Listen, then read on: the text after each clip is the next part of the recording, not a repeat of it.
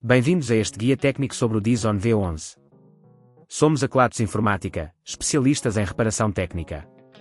Recolhemos o teu equipamento ao domicílio, fazemos diagnóstico gratuito e enviamos orçamento antes de reparar. Sem chamadas, sem deslocações.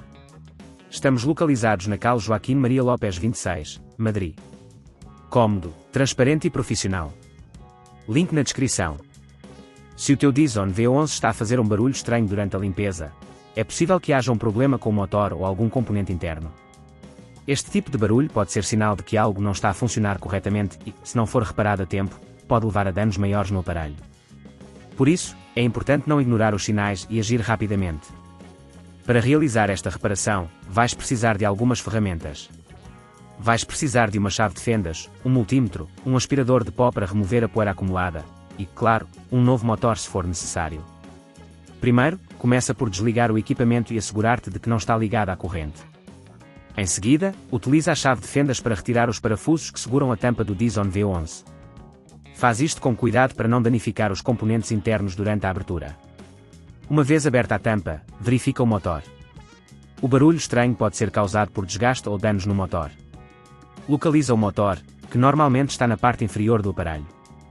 Com o multímetro, verifica se há continuidade. Se não houver, é sinal que precisas de substituir o motor.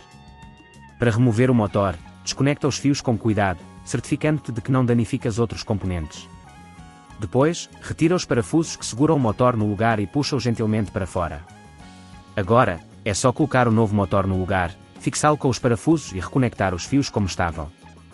Lembra-te de verificar se tudo está bem conectado antes de fechar a tampa.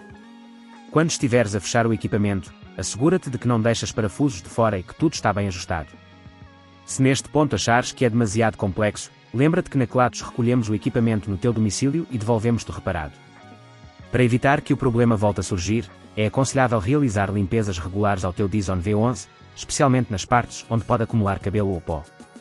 Outra forma de prevenir problemas é evitar utilizar o equipamento em superfícies muito sujas ou com objetos que possam obstruir o motor. Se não queres arriscar danificar o teu equipamento, na Kelatos recolhemos, reparamos e devolvemos ao teu domicílio em todo o Portugal continental. Link na descrição.